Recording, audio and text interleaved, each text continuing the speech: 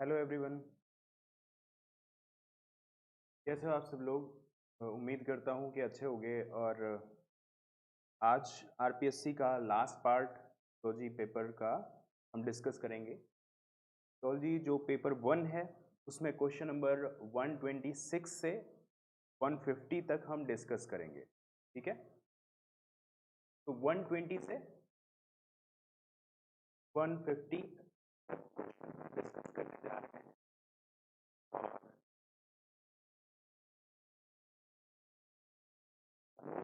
मनोज, हाय Manoj.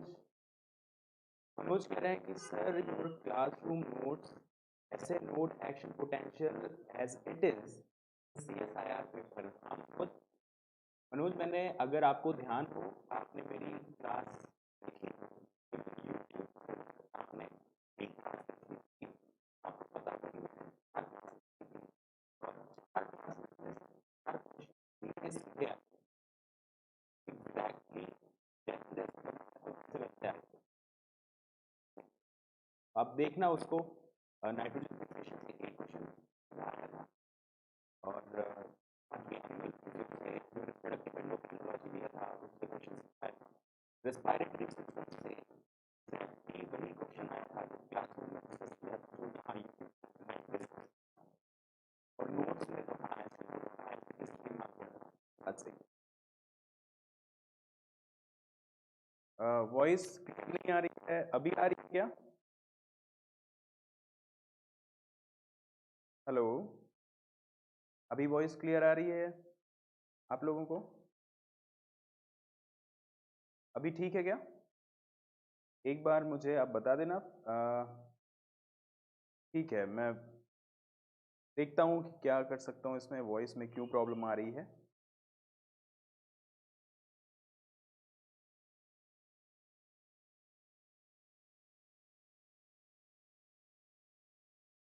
Okay, ये technology का थोड़ा सा धोखा हो जाता है कभी कभी। अभी ठीक है? वॉल्यूम इंक्रीज कर दें? वॉल्यूम इंक्रीज करने का ऑप्शन तो इसमें मुझे नहीं पता है। हाँ, मैं अपनी वॉल्यूम इंक्रीज कर देता हूँ, ठीक है। ओके, चलो फिर आगे डिस्कस कर लें इसको। मनोज के लिए कौन कह रहे हैं कौन सी एनिमल फिजियोलॉजी की बुक अच्छी रहती है? मनोज, एनिमल फिजियोलॉजी के लिए जो प्रेफर हम करते हैं वो गाइटन एंड हॉल फिजियोलॉजी है, ठीक है। बायो फॉर के हेलो गुड मॉर्निंग। ठीक है, Guyton Hall wonder at all, ये बुक जो है हम प्रेफर करते हैं, तो आप इसको देख सकते हो, ये अच्छी बुक होती है। कंसेप्ट के लिए अगर आपको जाना है तो वॉन्डर एट ऑल। और अगर आपको इंफॉर्मेशन चाहिए, जैसे सीएसआईआर नेट में खूब सारे इंफॉर्मेटिव क्वेश्चंस पूछे जाते हैं, तो मेडिकल फिजियोलॉजी की बुक है गाइटन, आप उसको प्रेफर कर सकते हो, ठीक है। ओके, रीनू चौधरी कह रही हैं कि सर कोर्स परचेज करेंगे तो टाइमिंग क्या है क्लास की, कितने ड्यूरेशन की है? रीनू, आप क्लासेस परचेज कर लीजिए, क्योंकि ड्यूरेशन जो टाइम होगा वो 4 आवर से ज़्यादा नहीं होता है जनरली। तो 4 आवर हम कहते हैं कि 4 आवर जैसे जो क्लास का टाइमिंग होता है वही होता है। और अभी अगर आप CSIR के लिए बात कर रही हैं तो आपकी क्लास का टाइमिंग 4 आवर से ज़्यादा नहीं होगा। लास्ट में अगर कोर्स शुरू करते हैं तो आपको ज़्यादा मेहनत करनी पड़ती है, कोर्स कंप्लीट कराना पड़ता है, तो टाइमिंग 5 आवर तक जा सकता है। Ashish, good morning.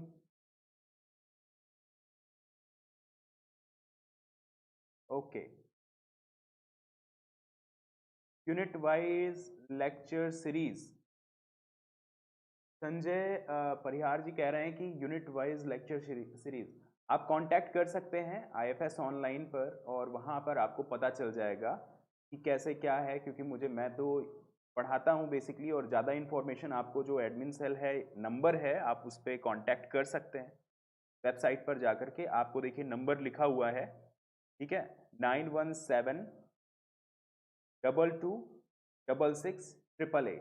ये नंबर है, आप इस पर कांटेक्ट करें, आपको पूरी इंफॉर्मेशन आपको मिल जाएगी। ठीक है, चलिए आगे इस सेशन को शुरू करें। Thank you Manoj.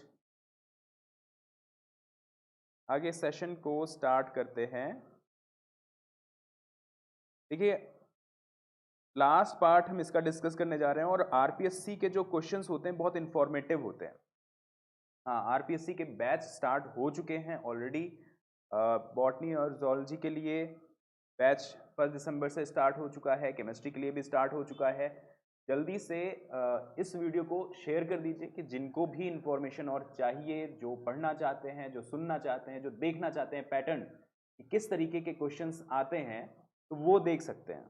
ठीक है, और मैं बार बार बता चुका हूं कि अभी यहां पर जो हम क्वेश्चन डिस्कस करने वाले हैं उसमें ना केवल आपको उस ऑप्शन के बारे में पता चलेगा जो सही है, जबकि आपको बाकी के ऑप्शंस के बारे में भी पता चलता है और इससे बहुत इजीली आपको पैटर्न पता चलता है कि किस ऑप्शन के आसपास की या कौन से कंसेप्ट के आसपास की चीजें एग्जाम पूछ रहा है। ठीक है, चलो शेयर कर दीजिए इसको। और अगर आपको ये वीडियोस अच्छी लगती है तो उसको लाइक भी कर देना, और अगर आपने अब तक चैनल को सब्सक्राइब नहीं किया है तो सब्सक्राइब कर देना, क्योंकि बाकी के नोटिफिकेशंस आपको जल्दी जल्दी आते रहेंगे। ठीक है, फातिमा गुड मॉर्निंग। चलो आगे लेक्चर को स्टार्ट करते हैं। ठीक है, सेशन को स्टार्ट करते हैं। क्वेश्चन नंबर 126 से 150 तक के क्वेश्चन हम यहां डिस्कस करेंगे। स्टार्ट करें। फर्स्ट क्वेश्चन देखो कहां से पूछा गया है। माइग्रेशन बर्ड्स, माइग्रेटरी बर्ड्स होना चाहिए। Migration birds use arc of the sky to navigate, this phenomenon is called. यहां पर पूछा गया है कि स्काई का जो आर्क है उसको नेविगेशन के लिए माइग्रेटरी बर्ड यूज करती हैं। ठीक है, इस फिनोमिनन को क्या कहा जाता है? संजय पूछ रहे हैं कि सर कौन से एग्जाम का डिस्कशन चल रहा है, कोई बताए। संजय मैं इतने, अच्छा आप अभी कनेक्ट हुए हो क्या? देखो आरपीएससी का डिस्कशन चल रहा है। ठीक है, आरपीएससी जो अभी आ चुका है, जो पिछली बार हुआ था एग्जाम, उसका डिस्कशन चल रहा है। आरपीएससी का एग्जाम होने वाला है। कल फॉर्म भरने की लास्ट डेट थी। ठीक है, 8 तारीख लास्ट डेट थी। अगर आपने फॉर्म नहीं भरा था तो पता नहीं डेट एक्सटेंड होगी कि नहीं, लेकिन अगर आपने भरा है तो इस डिस्कशन को सुनो, ये आपको काम देगा। ठीक है, चलो यहां पर पूछा गया है कि किस तरह के यूज करते हैं नेविगेट करने के लिए। तो नेविगेट करने के लिए यूज किया जाता है एजीमुथ का। What is azimuth? It is the angle between sun, moon या कोई दूसरी जो सेलेस्टियल बॉडी होती है, कोई स्टार हो सकता है, उसके बीच और नॉर्थ के बीच। नॉर्थ है और ये सेलेस्टियल बॉडी है, इसके बीच जो एंगल बन रहा है दैट इज एजीमुथ। देखो ये है और ये नॉर्थ है, इसके बीच वाला ये जो एंगल है उसको कहा जाता है एजीमुथ। तो ये आर्क होता है, इसका इस्तेमाल करते हैं बर्ड्स का नेविगेशन सन के ऊपर, मून के ऊपर ही डिपेंड करता है या स्टार्स के ऊपर ही डिपेंड करता है, और वो किसी चीज के ऊपर डिपेंड नहीं करते हैं। ठीक है,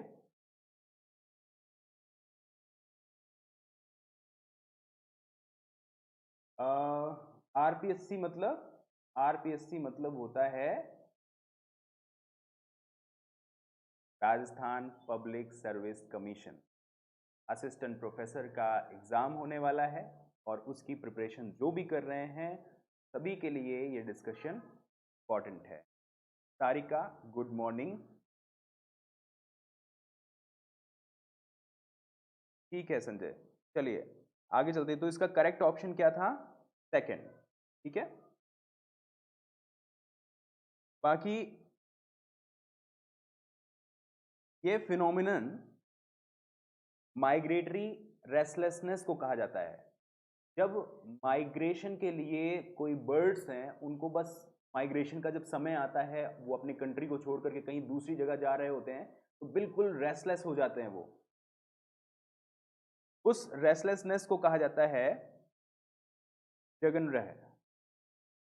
बाकी जो एमएलएन है, एमएलएन का मतलब होता है एक फनल की तरह एक केज होता है, फनल लाइक केज। और ये फनल लाइक केज में बर्ड्स को रखा जाता है ताकि पता चल सके कि वो किस तरीके से नेविगेशन करते हैं। एमएलएन एक केज है, ठीक है। और विजुअल टैग का इस्तेमाल बर्ड्स इस तरीके से नहीं करते हैं। नेक्स्ट जो है क्वेश्चन,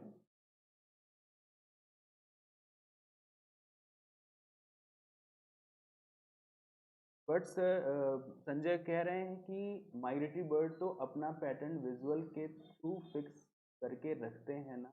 बिल्कुल रखते हैं, लेकिन उनका क्या विजुअल टैग हो सकता है? सन हो सकता है, मून हो सकता है, या कोई इस तरीके का पैटर्न हो सकता है। जब माइग्रेशन की बात आती है ना, ये कहीं आसपास जाने की बात तो हो नहीं रही है। माइग्रेशन का मतलब ये हुआ कि उनको बहुत दूर तक जाना पड़ेगा, ठीक है। और इस दौरान फिर उनको किसी प्लांट की या ऐसे उसके भरोसे नहीं रहना पड़ेगा। ये नेविगेट करते हैं सन या मून के थ्रू, उसको अपना टैग बनाते हैं, ठीक है।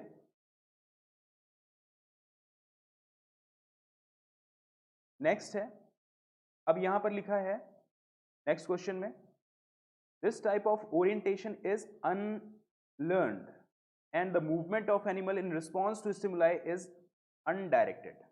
देखिए,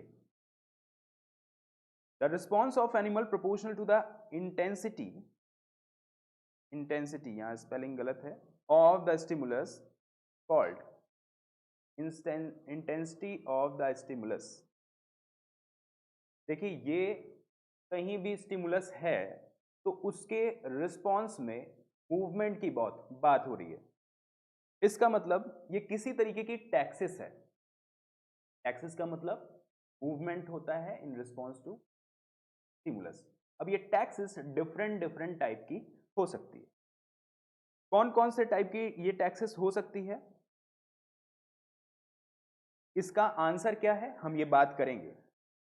देखो, इसमें दो तीन चीजें हैं। पहला तो मूवमेंट कैसा है, अनलर्न्ड है, ये मूवमेंट कभी सीखा नहीं गया है। दूसरा, मूवमेंट कैसा है स्टिमुलस के रिस्पॉन्स में, अनडायरेक्टेड, कहीं भी भाग रहा है। और इंटेंसिटी के प्रोपोर्शनल में ही रिस्पॉन्स हो रहा है। रिस्पॉन्स का मतलब मूवमेंट, अगर वो मूव कर रहा है स्टिमुलस के अगेंस्ट तो कैसे मूव कर रहा है, उसके रिस्पॉन्स में ही मूव कर रहा है।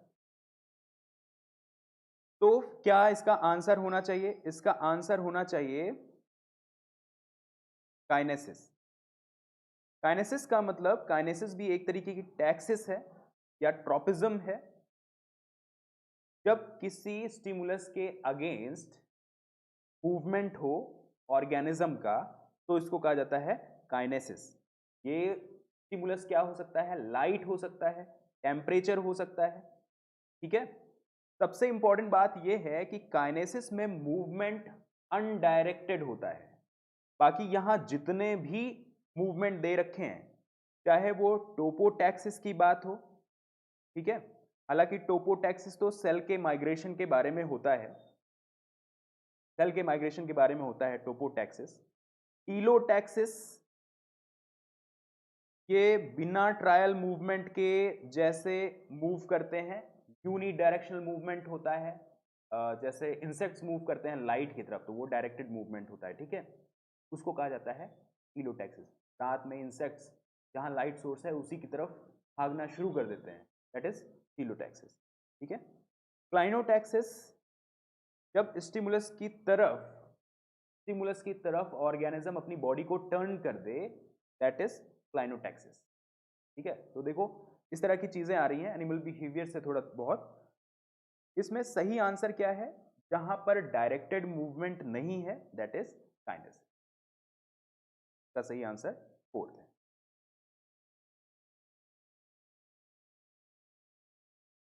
National pollution prevention day. National pollution prevention day कब हुआ था? ये सेलिब्रेट किया जाता है 2 दिसंबर को। का सही आंसर क्या है? 2 दिसंबर। अब आपको ये बताना है, जितने भी देख रहे हैं यहाँ पर जो अभी लाइव हैं, आप सबको ये बताना है कि नेशनल पॉल्यूशन प्रिवेंशन डे क्यों सेलिब्रेट किया जाता है। ताकि पोल्यूशन ना हो, इसके लिए अवेयरनेस हो, सब तो ठीक है, लेकिन इस दिन कुछ हुआ था। 2 दिसंबर को कुछ बहुत ही खतरनाक हादसा हुआ था इंडिया में, और वो क्या था? Bhopal gas tragedy. 2 और 3 दिसंबर की जो नाइट थी, उस बीच एक gas, poisonous gas methyl isocyanide, ये लीक हो गई थी एक फैक्ट्री से 1984 में, ठीक है, जिसमें हजारों लोग मरे थे। फिर उसके बाद कई सारा एक्ट बना इसके ऊपर, जिसमें ये हुआ कि मतलब कई सारे रेगुलेशन रखे गए, रूल्स रखे गए, जिसमें कोई भी फैक्ट्री है तो उसके लिए एक ऑफिसर रखना पड़ेगा जो उस फैक्ट्री में कितना पॉल्यूशन लेवल वो प्रोड्यूस कर रहा है वो चेक करेगा, और अगर उसमें कुछ गड़बड़ी पाई जाती है तो गवर्नमेंट उसको बंद कर सकती है। ये गवर्नमेंट को अथॉरिटी उसमें मिली है। खैर, second is the correct option. Next, which of the following connecting link with group is not correctly matched? अब ये आ गया है थोड़ा सा क्लासिफिकेशन, टैक्सोनॉमी, इनसे। तो अब आपको बताना है कि इनमें से सही आंसर क्या होगा।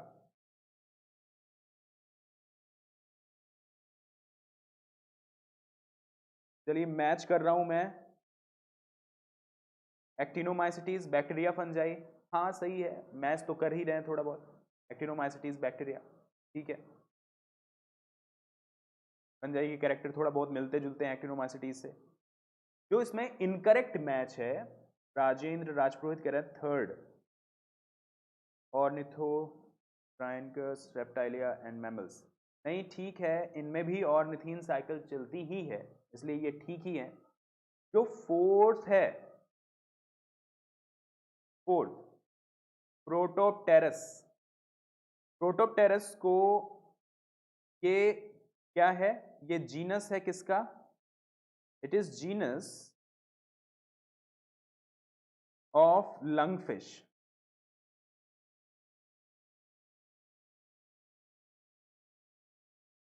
लंगफिश का ये जीनस है, ठीक है, पर इसको कॉर्डेटा में होना चाहिए, पर रखा किस में गया है? इसको रखा गया है हेमिकॉर्डेटा में, और हेमिकॉर्डेटा में रखा इसीलिए ये गलत हो गया, ठीक है।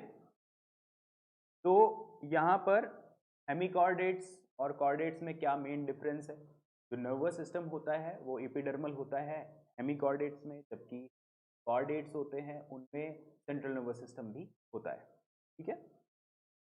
तो ये ऑप्शन करेक्ट नहीं है, फोर्थ वाला। नाउ नेक्स्ट,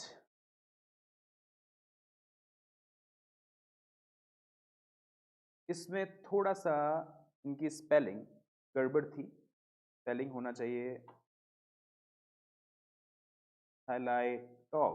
टॉकी, ये स्पेलिंग होनी चाहिए। थैलीटॉकी इज, व्हाट इज थैलीटॉकी? ये एक तरीके का पार्थेनोजेनेसिस वाला फिनोमिनन है। और कैसी पार्थेनोजेनेसिस है ये? जिसमें फीमेल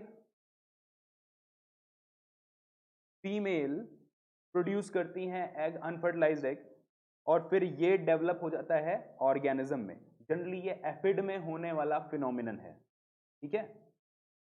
हैप्लॉइड पार्थेनोजेनेसिस कुछ बीज में भी देखने को मिलती है। लेकिन थैलीटॉकी किसको कहते हैं? डिप्लॉयड पार्थेनोजेनेसिस को, जो कुछ एफिड्स में देखने को मिलता है। एंड्रोजेनेसिस का मतलब तो ये होता है कि जब बिना फीमेल गैमीट के न्यूक्लियस के केवल और केवल मेल गैमीट का न्यूक्लियस ही कंप्लीट ऑर्गेनिज्म बनाने में मदद करे, तो that is androgenesis.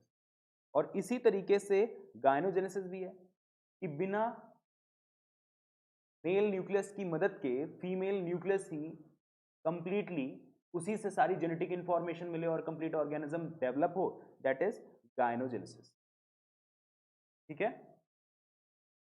Mic problem कर रहा है, प्रॉब्लम कर रहा है, ये क्यों प्रॉब्लम कर रहा है मुझे समझ आ रहा है। अभी ठीक है क्या?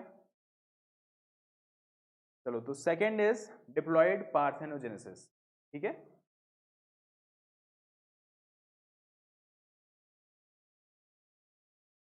Next question is the pelvic girdle of which of the following vertebrae do not attach और support with vertebral column. Vertebral column के कांटेक्ट में कौन नहीं रहता, इससे अटैच कौन नहीं रहता?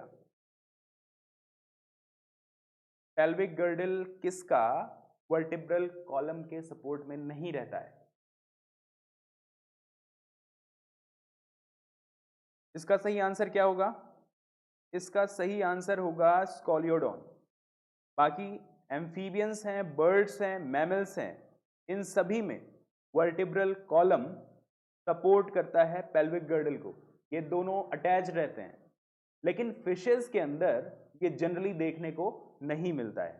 ठीक है, आगे चल करके जब एवोल्यूशन हुआ था तो पेल्विक गर्डल अटैच हो गए थे, लेकिन स्कोलियोडॉन में ऐसा नहीं होता।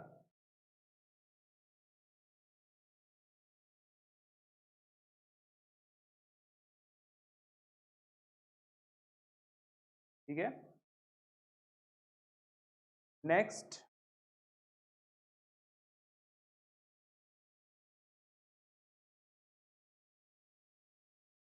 अब ये रिप्रोडक्टिव सिस्टम का क्वेश्चन है। What is a function of Bartholin gland? Bartholin gland का क्या फंक्शन होता है?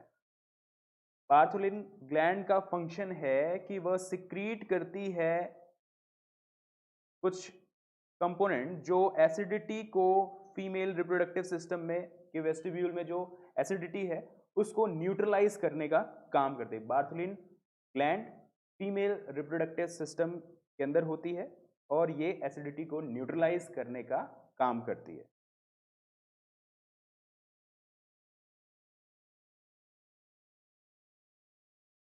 नेक्स्ट क्वेश्चन भी आसान है, ये ज्यादा मुश्किल नहीं है। क्वेश्चन है 10 pair of cranial nerve are present in. अब देखो, इसमें क्रेनियल नर्व से भी इंफॉर्मेशन पूछा गया है। ठीक है, 10 pair of cranial nerve are present in। Option आपके क्या है? लिजर्ड, फ्रॉग, पिजन या डॉगफिश। और सही आंसर आपको बताना है। सही आंसर क्या होगा? देखो, फ्रॉग और डॉगफिश के अंदर बिल्कुल सारिका का आंसर बिल्कुल सही है। सारिका का आंसर बिल्कुल सही है। फ्रॉग और डॉगफिश के अंदर 10 पेयर्स होते हैं। ठीक है, बाकी इन सभी के अंदर 12 पेयर्स होते हैं। क्रेनियल नर्व 12 पेयर्स होते हैं लिजर्ड फ्रॉग के अंदर। या सबके अंदर का मतलब ये हुआ कि रेप्टाइल्स के अंदर, जैसे लिजर्ड है इसमें 12 होगा, 12 पेयर्स होंगे। ओनली फ्रॉग नहीं होगा क्योंकि जब डॉगफिश भी दे रखा है तो फिर इसको भी तो करेक्ट करना चाहिए ना, तो इसलिए ये भी ऑप्शन एलिमिनेट हो गया। ओनली पिजन नहीं, पिजन के अंदर भी 12 पेयर्स ही होते हैं। ठीक है, ये सही आंसर है फर्स्ट, और आप लोगों का आंसर बिल्कुल सही है। नेक्स्ट क्वेश्चन है कि इंटरस्पेसिफिक कम्युनिकेशन के बारे में आपको बताना है। What is the example of interspecific communication?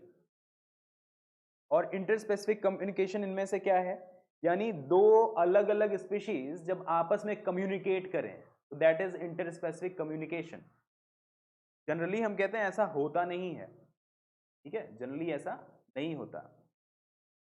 लेकिन आप यहां पर देख रहे हो कि ट्रोव बीटल है और वुडेंट, ये दोनों आपस में अगर कम्युनिकेट करें तो इसको क्या कहा जाएगा, दो अलग अलग स्पीशीज का कम्युनिकेशन, वो इंटरस्पेसिफिक कम्युनिकेशन होता है।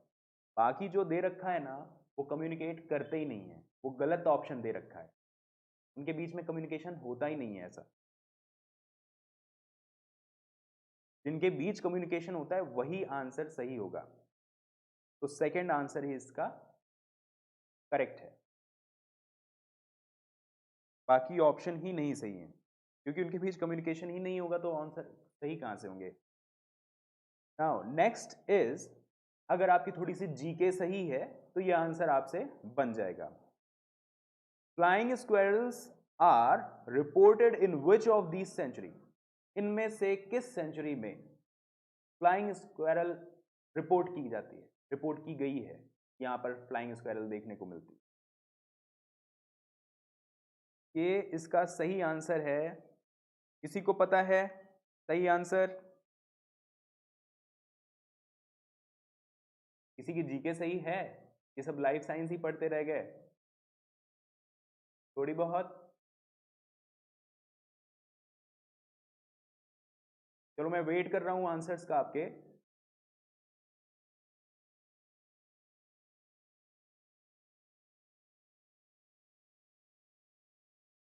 क्या इसका आंसर सही होगा? इसका आंसर सही होगा सीता माता सेंचुरी, ठीक है, Sita Mata sanctuary. Kumbhalgarh sanctuary, Kumbhalgarh sanctuary तो नहीं है, सीता माता सेंचुरी इसका सही आंसर है। देखो सीता माता सेंचुरी इसीलिए, ये प्रतापगढ़ और चित्तौड़गढ़, राजस्थान में दो डिस्ट्रिक्ट हैं, प्रतापगढ़ और चित्तौड़गढ़, उनके लगभग बॉर्डर पर ये सेंचुरी है, सीता माता सेंचुरी, और इसीलिए फेमस है कि वहाँ शाम के समय आपको ये फ्लाइंग स्क्वेरल्स देखने को मिल जाएंगी, ठीक है, तो सेकंड इसका सही आंसर होगा। कुंभलगढ़ तो किसी और के लिए जाना जाता है।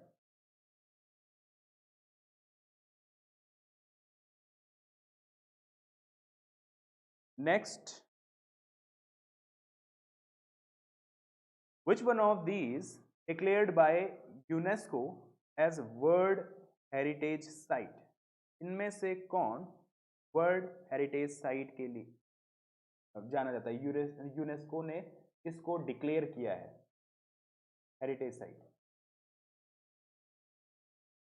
इसका सही आंसर है केवलादेव नेशनल पार्क, ये भी राजस्थान में है और इसको 10 मार्च 1982 को स्टैब्लिश किया गया, ठीक है, तो सही आंसर क्या है, सेकंड। तो देखो ये सारे कुछ डायरेक्ट हैं, इसका मतलब आपको अब समझ में आ गया होगा कि आरपीएससी में क्या पूछा जाता है। अगर आप आरपीएससी की प्रिपरेशन कर रहे हो तो आपको ये भी सब याद रखना पड़ेगा, कौन सी कितनी सेंचुरी हैं, कहाँ पर हैं, कौन से स्टेट में हैं, ठीक है, और इनमें से कौन कौन हेरिटेज साइट हैं, कौन सी सेंचुरी किस चीज़ के लिए फेमस है, ये आपको थोड़ा सा इंफॉर्मेशन याद करनी पड़ेगी।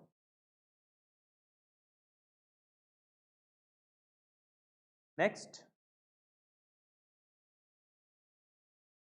हाँ मोनिका और जेनिफर, आपने सही आंसर दिया है, ठीक है,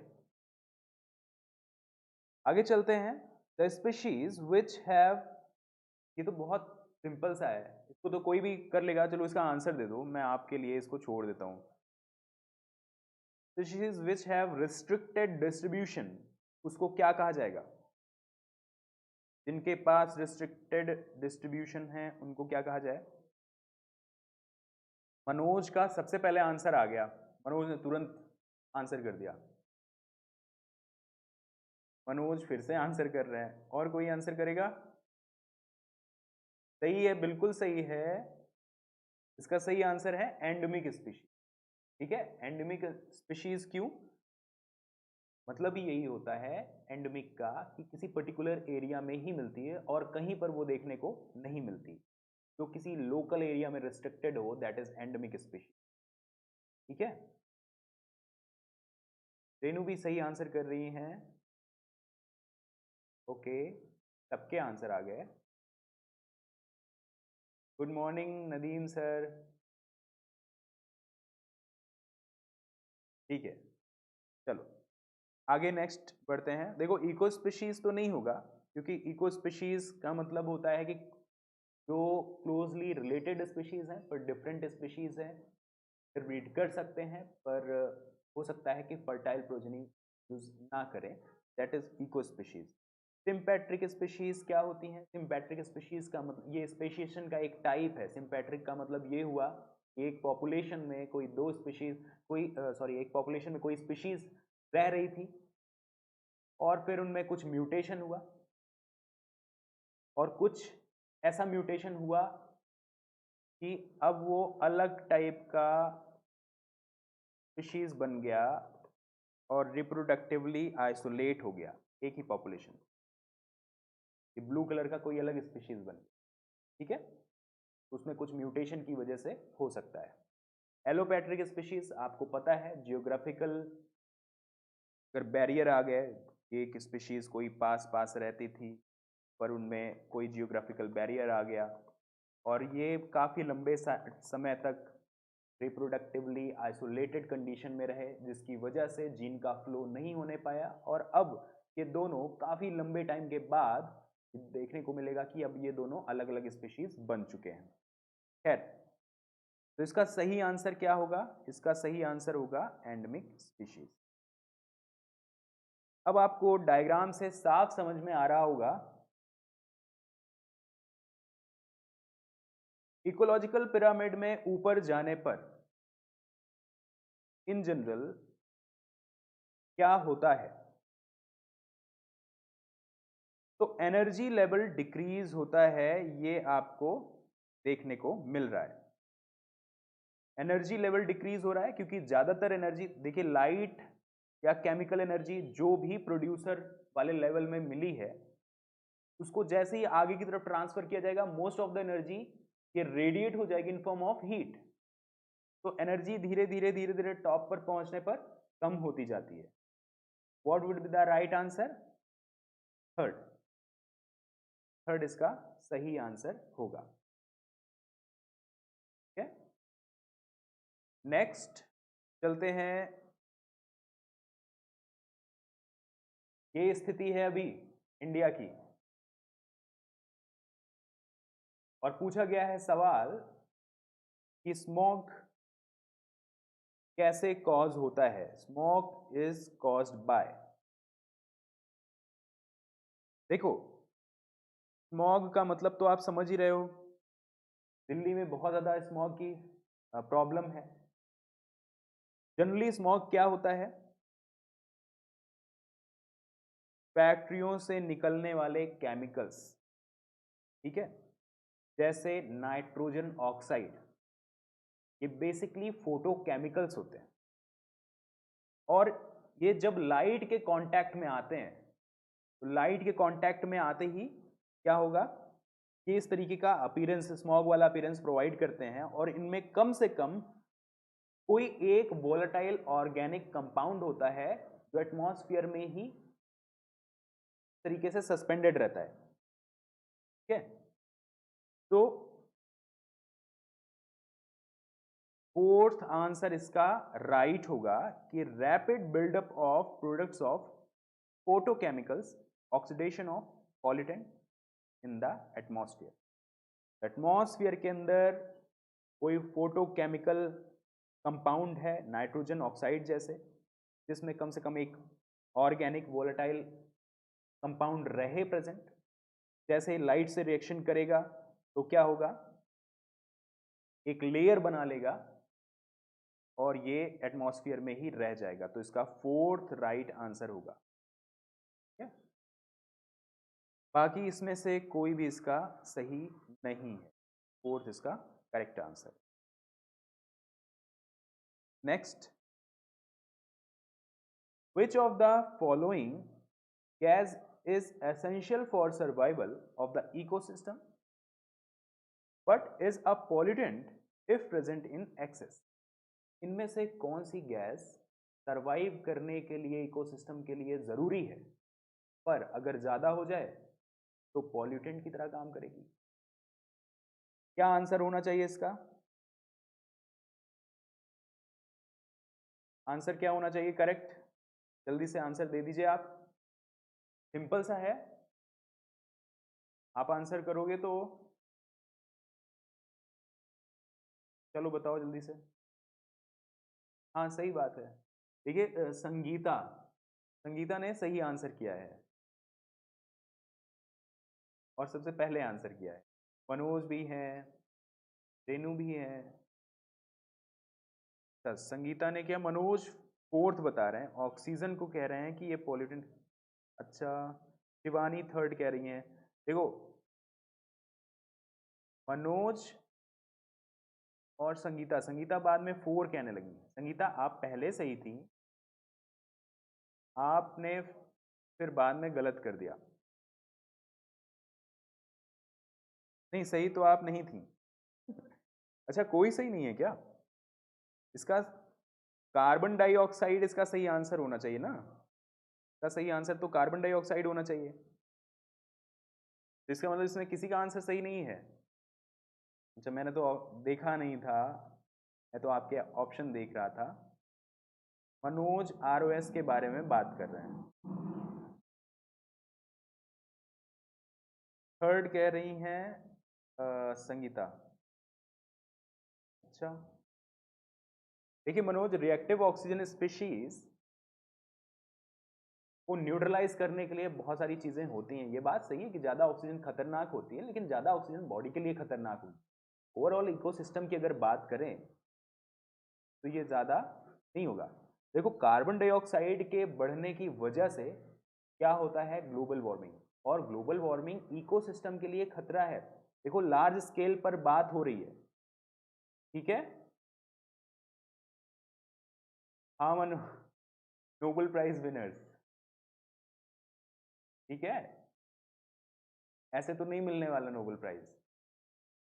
देखो इसमें बहुत सिंपल सी बात है ना, इकोसिस्टम के बारे में बात हो रही है, लार्ज स्केल पर बात हो रही है, तो हमें यह भी ध्यान में रखना पड़ेगा कि कौन सी चीज इकोसिस्टम को अफेक्ट कर सकती है। ज्यादा होने पर कार्बन डाइऑक्साइड रिस्पॉन्सिबल है ग्लोबल वार्मिंग के लिए। हालांकि अब इस पर भी डिबेट होने लग गई है, कुछ लोग जो हैं साइंटिस्ट की एक टीम ये कहने लग गई है नहीं नहीं ये सारी बातें बकवास हैं, कार्बन डाइऑक्साइड बढ़ने से ग्लोबल वार्मिंग होती है। बहुत सारे लोग ये कहना शुरू कर दिए हैं अभी, लेकिन उनको ऐसा माना जाता है कि वो सपोर्ट करते हैं कि इंडस्ट्रियलाइजेशन हो, ठीक है। तो उन्होंने जानबूझ करके ये कहना शुरू कर दिया कि नहीं कार्बन डाइऑक्साइड से ऐसा नहीं होता है, उसके रिजल्ट्स दिखाने लग गए। हालांकि ये अलग टॉपिक है, लेकिन अब तक जो माना जाता है वो यही है कि एक्सेस कार्बन डाइऑक्साइड टेम्परेचर को ट्रैप कर सकता है और अगर एटमॉस्फेयर में रहा तो ग्लोबल वार्मिंग होगी। है चलो आगे चलते हैं, सेकंड इसका सही आंसर था। नेक्स्ट चलते हैं, the main source of energy for a detritus food chain. Detritus food chain के लिए मेन सोर्स एनर्जी का क्या है?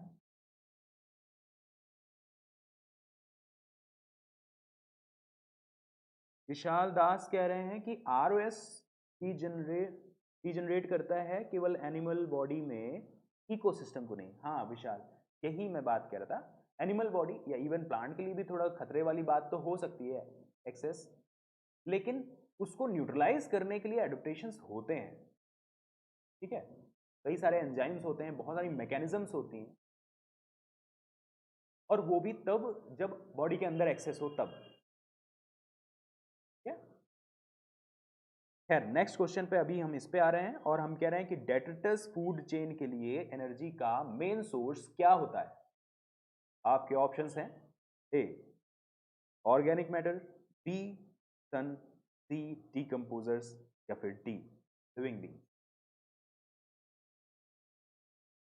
संगीता ने फर्स्ट आंसर दिया है और रेनू ने थर्ड आंसर दिया है। शिवानी फर्स्ट कह रही हैं, बाकी सभी फर्स्ट कह रहे हैं। चलो देखो, एक बार क्वेश्चन को सही ढंग से पढ़ो। क्वेश्चन क्या कहता है? Source of energy for gaseous. Source of energy, Vandana Verma वो भी कह रही हैं फर्स्ट। डीकम्पोजर्स कैसे सोर्स ऑफ एनर्जी बन सकते हैं? डीकम्पोजर्स तो एनर्जी का कोई सोर्स नहीं है ना। डेट्रिटस फूड चेन में शुरुआत डेड ऑर्गेनिक मैटर को खाने से होती है, सही है ना। डेट्रीवोरस जो होते हैं क्या करते हैं? डेड ऑर्गेनिक मैटर पर डिपेंड करते हैं, उन्हीं पर फीड करते हैं। क्लियर? तो इसका आंसर क्या होना चाहिए? Organic matter. एनर्जी का सोर्स तो ऑर्गेनिक मैटर ही प्रोवाइड करता है, ठीक है। जैसे फोटो ऑटोट्रॉफ के लिए एनर्जी का सोर्स क्या है? सन, लाइट प्रोवाइड करता है, वहीं से चेन आगे बढ़ती है। पर डेट्रिटस फूड चेन में जो डेड ऑर्गेनिक मैटर है उन्हीं को खा करके चेन आगे बढ़ती है, ठीक है। तो first would be the right answer. जिन्होंने भी जवाब दिया है फर्स्ट, वो सब जीत गए हैं 1 करोड़, ठीक है। चलो, मिलेगा नहीं आपको, खुद से कमा लेना। नेक्स्ट,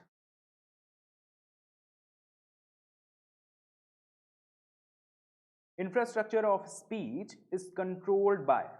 इनमें से कौन सा एरिया स्पीच को कंट्रोल करता है? कौन सा एरिया कंट्रोल करता है? जल्दी से बताइए, ये एनिमल फिजियोलॉजी का क्वेश्चन है।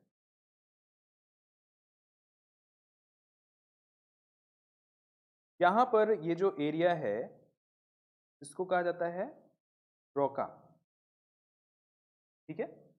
और ये स्पीच को कंट्रोल करता है, बेसिकली लैंग्वेज प्रोडक्शन में काम करता है, ठीक है, लैंग्वेज प्रोड्यूस करता है। जो वर्निक एरिया है ये भी उसी से मिलता जुलता है, ये भी कॉम्प्रिहेंशन में काम करता है।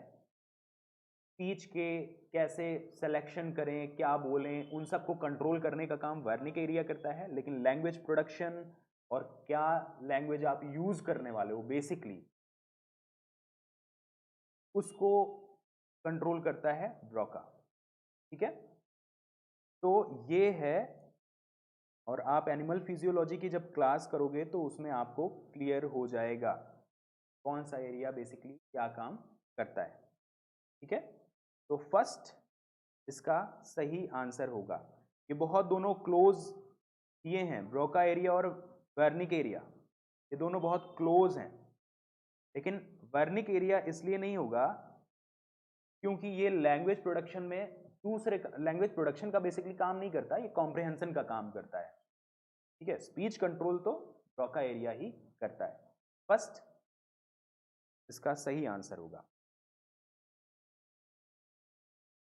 तो सबका आंसर सही है? हाँ मनोज सही है। फोर ब्रेन के अंदर डिफरेंट डिफरेंट लोब होते हैं। अगर आपने मेरी क्लास पढ़ी होगी तो आपको पता चलेगा कि बेसिकली टेम्पोरल लोब के आसपास वाला एरिया स्पीच कोऑर्डिनेशन में मदद करता है। फ्रंटल लोब और टेम्पोरल लोब के आसपास वाला एरिया ये स्पीच कोऑर्डिनेशन में मदद करता है। और उनमें से ही हम बता रहे हैं ये फ्रंटल लोब, ये देखिए ये टेम्पोरल लोब था, ये टेम्पोरल लोब था और ये फ्रंटल लोब है। तो फ्रंटल लोब का ये वाला एरिया ब्रोका कहलाता है, ठीक है। ये फ्रंटल लोब है, ये पैराइटल लोब है, ये ऑक्सीपिटल लोब है, ठीक है ना। तो फर्स्ट इसका सही आंसर। नेक्स्ट नेक्स्ट पूछा गया है which one of the following fish do not have poisonous gland, इनमें से कौन सी मछली के पास जहरीली ग्रंथियां नहीं होती? कौन सा इसका सही आंसर होगा? इसका आंसर होगा, देखो, ट्राइगन नहीं होगा। ट्राइगन, काइमेरा, काइमेरा तो खतरनाक फिश होती है, तो घोस्ट शार्क भी कहा जाता है। ठीक है, माइलियोबैटिस, ये बैट के जैसी होती है फिश, ये भी नहीं होगी, ये भी थोड़ी खतरनाक इंडेक्स में आती है। हाँ सही बात है, अशोक सही आंसर कर रहे हैं। टॉर्पीडो, टॉर्पीडो के पास कम से कम पॉइजनस ग्लैंड नहीं होती। टॉर्पीडो खतरनाक भले ही हो, लेकिन इसके पास पॉइजनस ग्लैंड नहीं होती। तो इसका सही आंसर क्या होगा? फोर्थ। ठीक है, ये थोड़ा इंफॉर्मेटिव क्वेश्चन है, तो इसका सही आंसर फोर्थ होगा।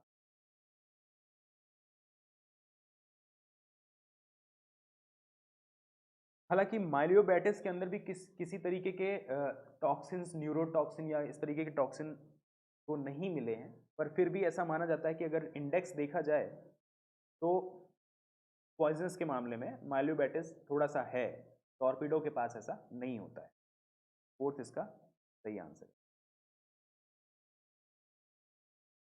अब इसको आंसर तो आप दे ही लोगे।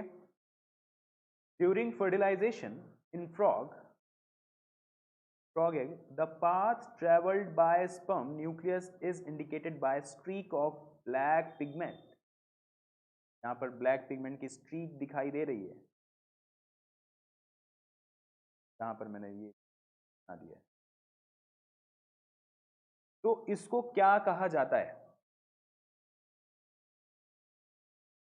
तो क्या कहा जाएगा? तो कहा जाता है पेनिट्रेशन पाथ। तो क्या कहा जाएगा? Penetration path. तो इसका सही आंसर क्या होगा? फर्स्ट। ठीक है, ये एनिमल पोल है एग का, और ये वेजिटल पोल है। ये स्पर्म एंट्री होती है और पेनिट्रेशन पाथ से न्यूक्लियस मूव करता है टूवर्ड्स द एनिमल पोल, जहां पर फीमेल न्यूक्लियस प्रेजेंट है। ठीक है, तो इसका सही आंसर क्या है? फर्स्ट। नेक्स्ट बहुत ही आसान क्वेश्चन है, जिसका आंसर लिखा हुआ है आपके सामने है। ओजोन लेयर किसका पार्ट है? इनमें से कौन सी एटमॉस्फेरिक जो लेयर्स होती हैं, किसका पार्ट ओजोन लेयर है? स्ट्रेटोस्फियर यहां से यहां तक है, और ये स्ट्रेटोस्फियर का पार्ट है।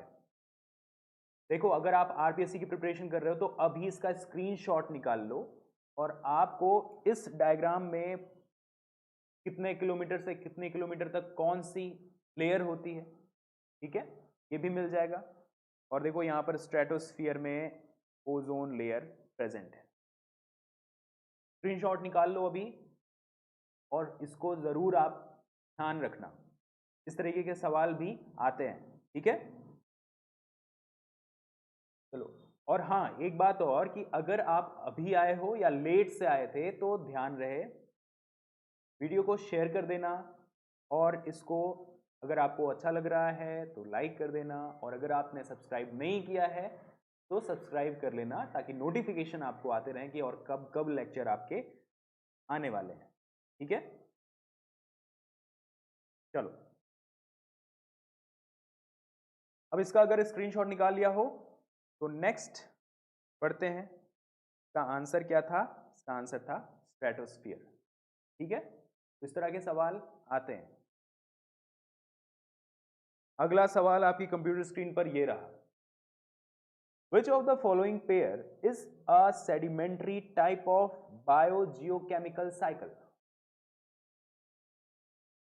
दो तरीके की बायोजियोकेमिकल साइकिल्स होती हैं। बायोजियोकेमिकल साइकिल कितने टाइप की हैं? दो टाइप की। ये टाइप किस बेसिस पर रखा गया? On the basis of their reservoir. Reservoir के बेसिस पर दो तरीके की बायोजियोकेमिकल साइकिल्स हैं, एक गैसियस साइकिल और दूसरी सेडिमेंट्री साइकिल। क्वेश्चन किसके बारे में है? क्वेश्चन है सेडिमेंट्री टाइप के बारे में। और सेडिमेंट्री टाइप की बायोजियोकेमिकल साइकिल कौन सी होती हैं? फॉस्फोरस, सल्फर, पोटेशियम, कैल्शियम, ये सारी साइकिल्स सेडिमेंट्री टाइप की हैं, जिनसे कि आगे मिनरल्स बनने वाले हैं, ठीक है, जो अर्थ में सेडिमेंट होते हैं। और गैसेस कौन सी हैं? कार्बन, हाइड्रोजन, नाइट्रोजन, ऑक्सीजन, ये सब गैसेस हैं। तो सेडिमेंट्री टाइप की बायोजियोकेमिकल साइकिल कौन सा है? इसका आंसर फॉस्फोरस और सल्फर।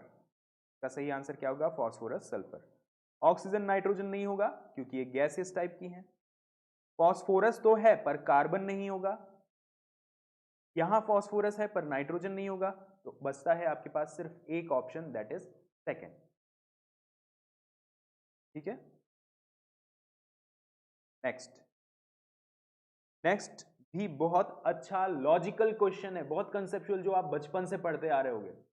अगर आप 8th 9th 10th पढ़ा है, जो कि भूल गए होगे ऑब्वियसली, उसमें भी ये बातें आई होंगी। पूछा क्या है? सवाल किस बारे में है? कन्वर्जेंट एवोल्यूशन के बारे में। Convergent evolution is the best described as. Convergent evolution क्या होता है? जल्दी से इसका आंसर दे दो। सारिका ने इसका फर्स्ट आंसर दिया। सारिका, आप इसी सवाल का आंसर कर रही है ना?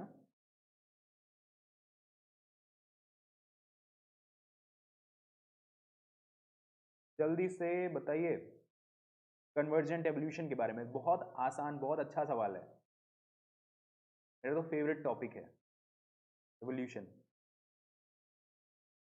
राजेंद्र भी कह रहे हैं फर्स्ट आंसर, ठीक है, देखते हैं। और जल्दी से आंसर करिए। मोनिका, ठीक है, मोनिका सेकंड आंसर कह रही हैं। इतने सारे लोग हैं और इनमें से सिर्फ 3 ने ही आंसर दिया। सुमित का फर्स्ट आंसर आ रहा है। मैं देखता हूं कि थोड़ा सा बचपन में कितना पढ़ा है, वो थोड़ा देखना है ना, इसके में।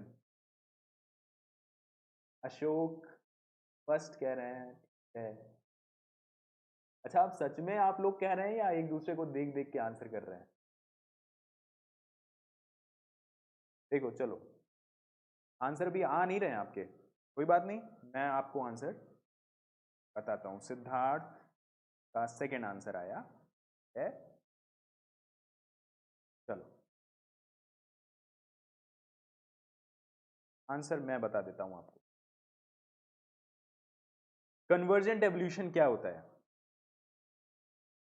कन्वर्जेंट एवोल्यूशन का मतलब है कि जब डिस्टेंटली रिलेटेड ऑर्गेनिज्म, ऐसे ऑर्गेनिज्म जिनका फाइलोजेनेटिकली बहुत दूर का रिश्ता है, उनमें जब एक जैसे लक्षण आने लग जाएं, तो उसको कहा जाता है कन्वर्जेंट एवोल्यूशन। कि जैसे डॉल्फिन और शार्क या फिशेस जो भी हैं, उन दोनों में, अब क्योंकि दोनों का हैबिटेट सेम है, दोनों ही पानी में रहते हैं, और अगर पानी में सरवाइव करना है तो दोनों को एक जैसे स्ट्रक्चर होने पड़ेंगे दोनों के पास। तो इस तरीके का डॉल्फिन क्या है? मैमल्स हैं, और बाकी जो फिशेस हैं ऑब्वियसली वो फिशेस हैं, पर दोनों स्ट्रक्चरली सिमिलर होते हैं। रिलेशन बहुत दूर का है, रिश्ता बहुत दूर का है, डिस्टेंटली रिलेटेड है, पर हां स्ट्रक्चरली उनको एक जैसा डेवलप होना पड़ा, क्योंकि सिलेक्शन प्रेशर एक ही था। सिलेक्शन प्रेशर कॉमन रहेगा तो कॉमन स्ट्रक्चर देखने को मिलेंगे। सिलेक्शन प्रेशर क्या था? वाटर। तो वाटर में तो वही सरवाइव कर पाएगा ना जिसके पास फिशेस जैसा स्ट्रक्चर हो। मैमल्स में से भी वही मैमल्स सरवाइव कर पाए जिनके पास फिश जैसा स्ट्रक्चर डेवलप हो पाया, जिनके पास, या वो स्ट्रक्चर था, यूं कह लो कि जिनके पास उस तरीके का स्ट्रक्चर था वही सेलेक्ट हो पाए, बाकी सारे मर गए। तो सही आंसर क्या होगा इसका? सही आंसर होगा second, the evolution of similar phenotype in distantly related species. ठीक है,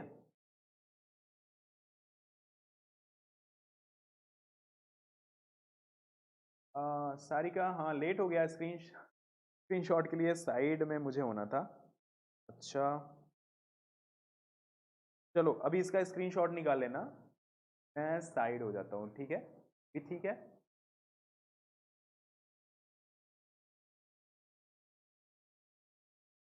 देखो शार्क और डॉल्फिन ये बहुत पहले ही अलग हो गए थे। ठीक है, कॉमन इंसेस्टर इन दोनों के नहीं है, बहुत दूर हैं, पर इन दोनों को वाटर में सरवाइव करना है।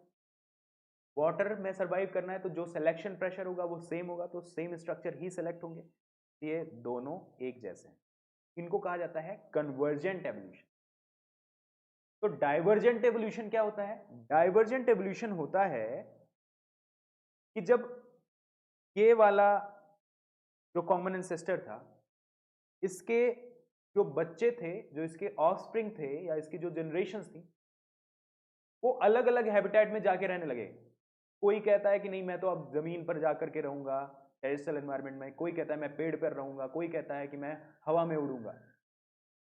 तो तीन अलग अलग हैबिटेट में जाने पर तीन अलग अलग सिलेक्शन फोर्स है, तो तीन अलग अलग तरीके की डेवलपमेंट होगी। तो जब इस तरीके का एवोल्यूशन हो जाए कि ब्रांचेस डिवाइड हो जाए, स्ट्रक्चर अलग अलग हो, तो उनको कहा जाता है डाइवर्जेंट एवोल्यूशन। पर दूर के रिलेशन होने के बाद भी अगर स्ट्रक्चर एक जैसा हो तो उसको कहा जाता है एवोल्यूशन कैसा है? Convergent evolution. ठीक है, नेक्स्ट,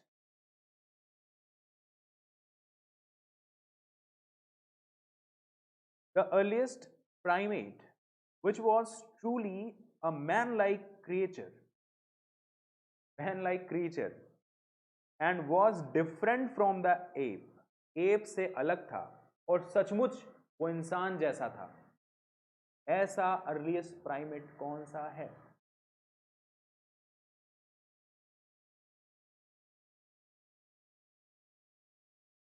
कौन सा है इसका आंसर बताइए। अच्छा सारिका, ठीक है सारिका, मैं समझ गया। ओके, देखो इसके आंसर आने लग गए, और इसके आंसर संगीता ने दिया है सबसे पहले, और वो कह रही हैं कि थर्ड आंसर सही है। राजेंद्र भी थर्ड के बारे में ही कह रहे हैं। ओके ठीक है, देखो 19th सेंचुरी में मियोसीन इपॉक का एक फॉसिल मिला, और जो फॉसिल था वो एप का था, जो शिवालिक हिल्स पर पाया गया। किसका था? रामापिथेकस।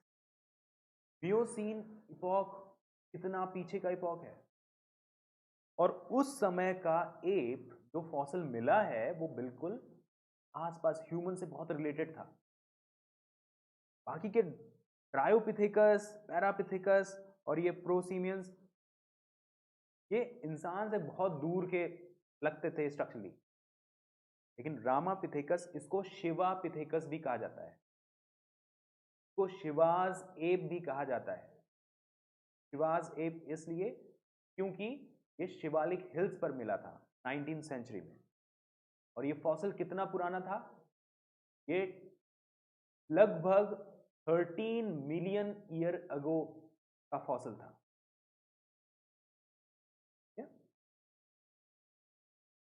चलो नेक्स्ट, और मेरे ख्याल से ये लास्ट क्वेश्चन था। वालेस लाइन किसको सेपरेट करती है?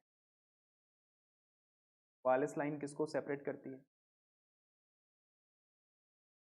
देखिए वालेस लाइन ये फाउनल बाउंड्री है जो यहां पर आपको देखने को मिल रही है। ये है वालेस लाइन जो वालेस ने खींची थी,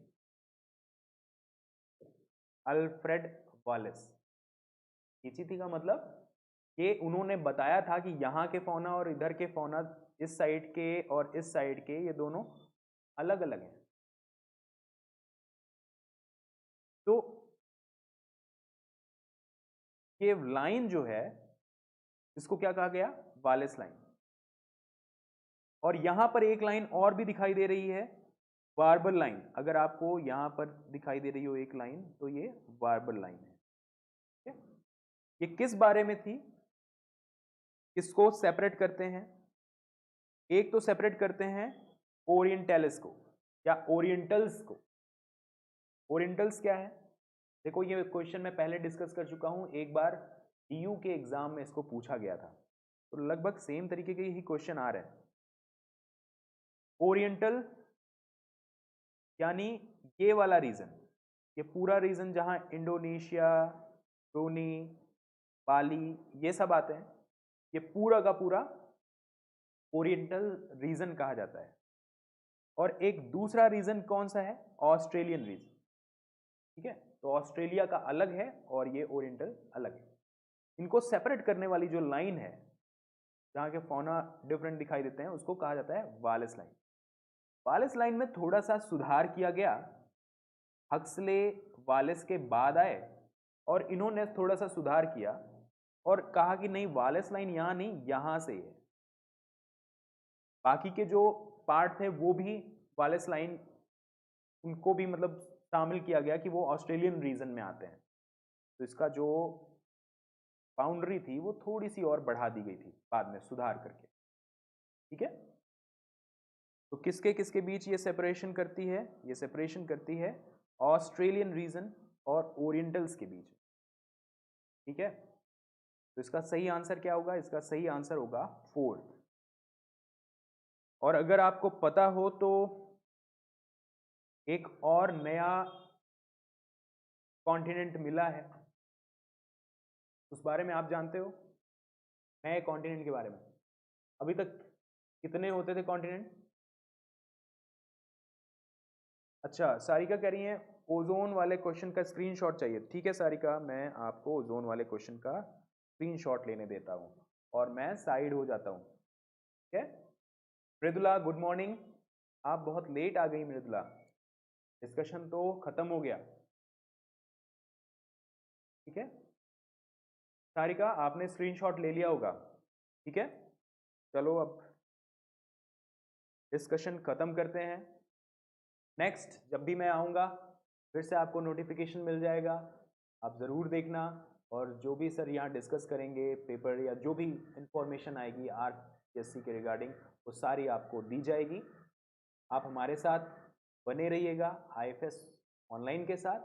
और चैनल को अगर अभी तक सब्सक्राइब नहीं किया, लाइक अगर अभी तक नहीं किया वीडियो को तो कर देना। ठीक है, हाँ मोनिका आपने सही कहा था, जिया लैंड। मोनिका का जवाब बिल्कुल सही था। ठीक है, बिल्कुल सही आपने बताया था मृदुला। हाँ ठीक है, कोई बात नहीं, चलें फिर एंड करें सेशन। समझ में आ गया,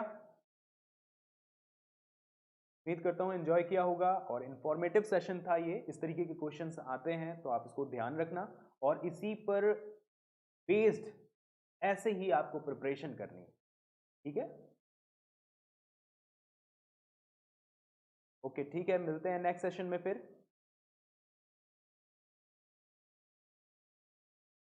ऑल द बेस्ट, ध्यान रखना अपना, ख्याल रखना, ऑल द बेस्ट।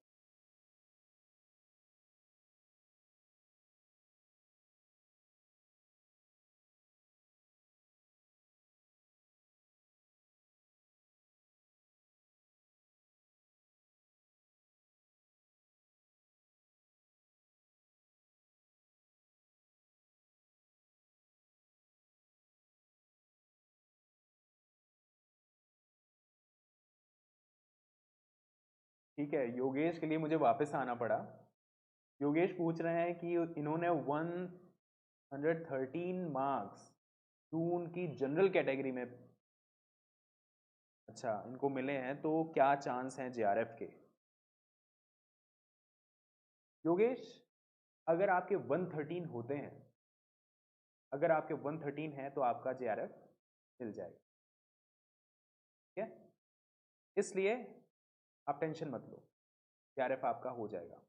113 है मेरे ख्याल से, मेरी जहाँ तक समझ है, मैं पेपर को जिस तरह से देख रहा था तो मुझे लगता है कि हाँ 113 में JRF मिल जाना चाहिए, ठीक है।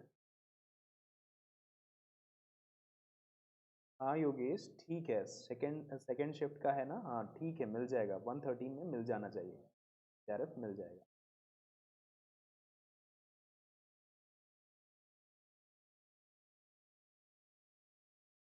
ठीक है, तो अब चलते हैं। अब तो कोई सवाल नहीं है आपके ना?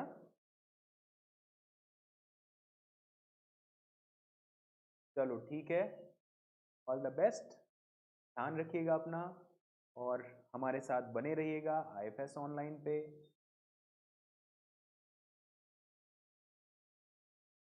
All the best.